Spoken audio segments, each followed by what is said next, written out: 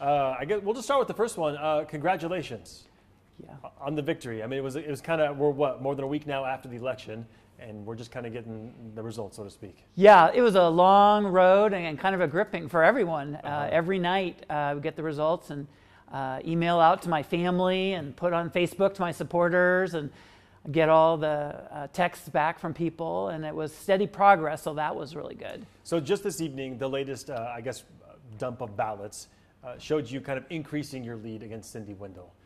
And then she conceded earlier this evening, and you have spoken with her tonight?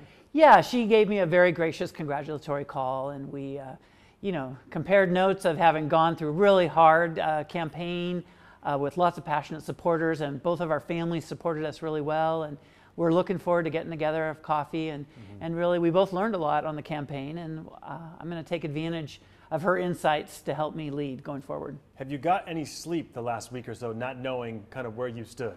Yeah, the crazy thing in campaign world is I go to bed on time, but I wake up very early and can't go back to sleep. Sure. So I'm hoping for a little better sleep tonight.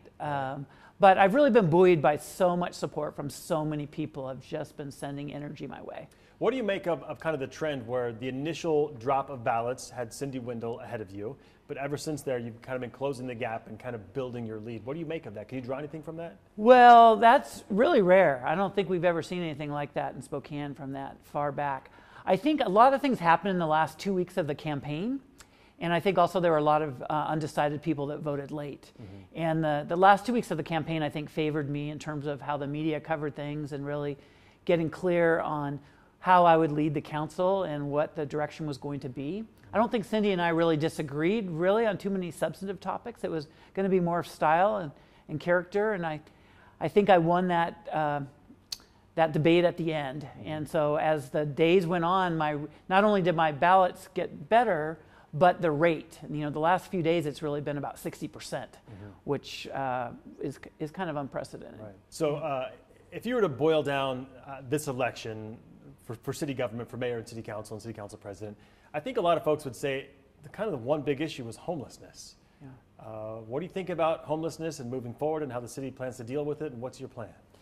Yeah, so I think what was lost in the narrative of the campaign and just kind of over-exaggerating things is that the city has been moving forward on homelessness. We're investing way more than twice as much money than when I first came on the council. But we're part of a national problem. And actually what the spokesman really reported is that as your economic growth increases, you increase homelessness. And that's what was hard for your average person to understand is, income's going up, housing prices are going up, business is booming. How come we're having so many homeless people? And what you have to know as a city is that as you're growing, you have to invest extra money to bring everybody along. And that's really my plan, is that you got to reach people where they are, if they've got a mental health issue, if there's a substance abuse issue, if they just need a better job to afford this increased housing cost. You got to meet them where they are, treat them with dignity, and work together with the county and city of Spokane Valley. And we've been doing that. It's just that the forces against us have been hard, so we haven't done it as fast as people wanted. And I think both Nadine and Cindy argue that somehow they would be able to do it faster, even though we never really saw any specifics on that. I don't think so, and I think we've got a great council experience, we've got great staff, and I think Nadine will be able to plug into that, and we will move forward on this issue. So we are about mid-November right now. It's going to start getting really cold here in Spokane. Do you think the city is prepared to deal with the warming centers and the issue of homelessness going into the cold months? We're way behind, actually. The mayor had set a goal. We were going to have this figured out by July. And that's unfortunate, and there's probably a lot of reasons, and it doesn't do much good to blame. But we are behind on that, on the one hand. On the other hand, I heard from staff that we're ready to open on Monday. And we've opened 40 or 50 more beds at Truth Ministries. We've gotten Catholic Charities to agree to take more families. So we're going to be in good shape by next week. It's just that really it should have been 2 months ago because, that's when it started snowing. Yeah. Ready to open the South Cannon Warming Center on Monday? Is that what you're referring to? Yeah, that's okay. Potentially. Okay. I don't know. There's not a guarantee, but last time I talked to staff, they thought we could. The beds are literally there. We have to build some more fire exits to pass the building inspector's approval. I know the city government races, mayor, city council president, city council, they're nonpartisan. But if you were to look at kind of where you and Nadine stand, a lot of folks would surmise you're kind of maybe on not opposite ends, but different ends of the political spectrum. How do you plan on working with her moving forward? Yeah, so I have been working with people from different sides of the aisle, so to speak, my whole career. In fact, even before I was in city government, I was a lawyer, often suing the city to do the right thing. And we got so many improvements in policing and criminal justice. And so I did that when we were actually real opponents. And on city, I worked with the mayor. We put together a really good strategic plan that's guiding us now. And Nadine and I have really never had any cross words with each other. And I think we're both committed to the best for the city. I tend to, do what I call a people first agenda, is take care of people first.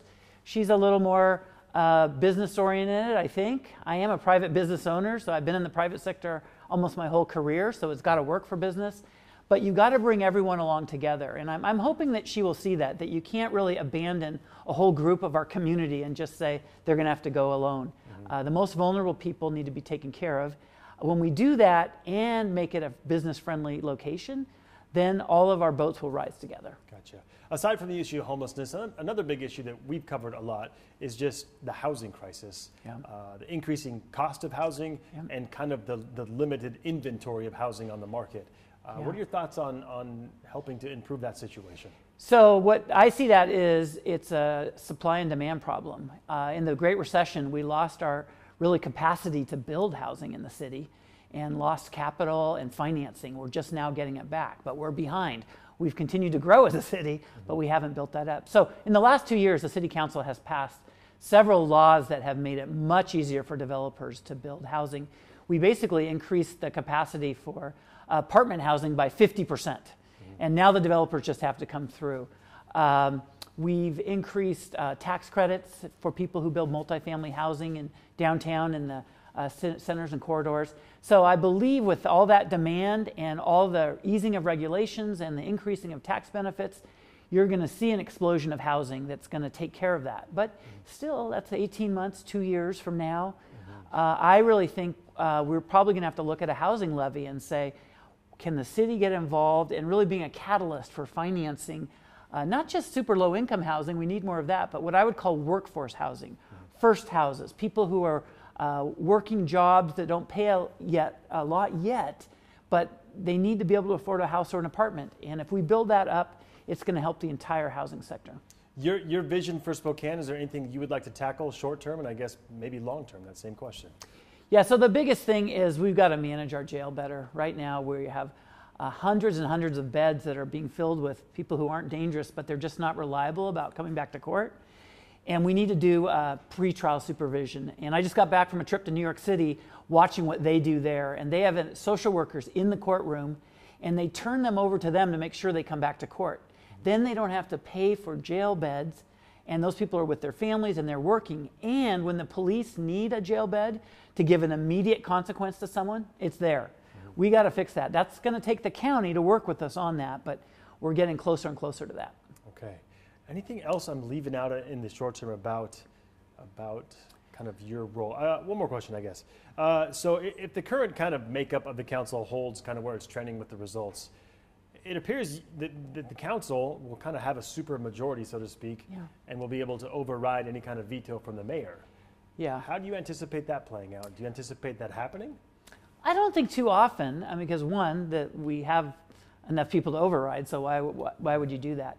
And again, people need to understand the role. So the council, we pass the law. So every time you hear the mayor's vetoing something, that's a law passed by the council for the majority of the people in this city. And so it should be very rare that a mayor vetoes. And if a supermajority of the council overturns that, that's saying that's the will of the people. So the council passes the law, passes the budget, we set policy. The mayor's job is to implement it. And where we got into a little bit of trouble with Mayor Condon is I think there was some confusion. Like we would say, this is the policy, this is where we're going, here's the law, and then he wouldn't want to implement it. And I think Nadine will understand the roles of government and will do the implementation that the people want. I think it will be easier. Mayor Condon's administration, he had the majority of council when he started, so he was kind of used to having his own way. And then later he didn't, and then that was just harder to figure out. With a new mayor, I have less worry about that. We can't make the mayor do anything.